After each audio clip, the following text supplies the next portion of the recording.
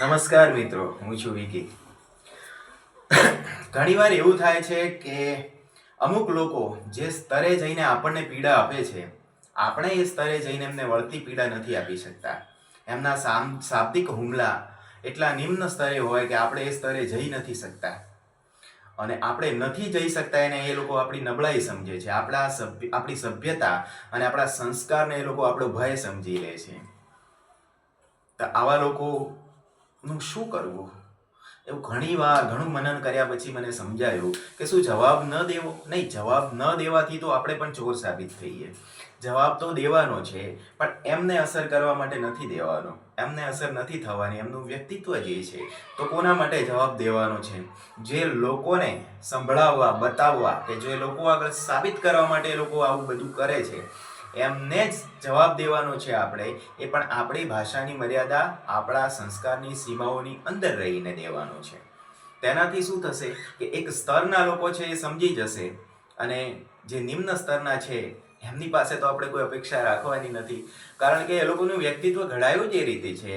એમના સ્વભાવને લીધે એમના પોતાના મા બાપે જ એમને એવી રીતે ધૂતકારી કાઢેલા છે. અપલક્ષણોના લીધે શિક્ષકોએ એમને સતત હળધૂત કરેલા છે. અને દિવાસળી જેવા સ્વભાવને લીધે નોકરી ધંધામાં પણ સતત એમણે ગાળો ખાધી છે. હવે એમને આપણા યોગ્ય શબ્દોથી, આપણા વિવેકભરી ભાષાથી એમને શું અસર થવાની? એમને કાંઈ જ અસર ના થાય. એટલે ત્યાં અસર થશે એવી અપેક્ષા આપણે રાખવાની નથી. તમે એક વસ્તુ સમજો કે ઝૂંપડપટ્ટીનો એક બાળક ભણી ગણી લે અને સારી નોકરી મેળવી લે, બોલવાની સભ્યતા કેળવી લે, તેથી શું થાય? ઝૂંપડપટ્ટીમાં એને ઇજ્જત મળે? ના મળે.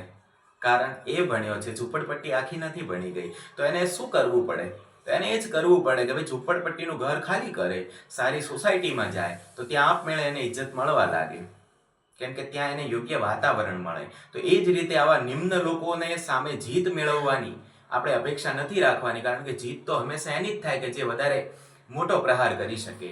અને સ્વાભાવિક છે કે એ લોકો નિમ્ન સ્તરે જઈને તમારા ઉપર વધારે મોટો પ્રહાર જ કરવાના છે. એટલે એમની સામે જીતવું શક્ય નથી, અને ત્યાં જીત જરૂરી પણ નથી. કારણ કે મજાની વાત એ છે કે દુનિયા એક સ્તર ઉપર નથી. દુનિયાના અનેક સ્તર છે, જેમાં અનેક અલગ અલગ સ્તરના સેંકડો લોકો જીવે છે, કરોડો લોકો છે. તો જે ઉપરના સ્તરના લોકો છે ને, એ આપમેળે સમજી જવાના છે કે અહીંયા ખરેખર કોની જીત થઈ છે.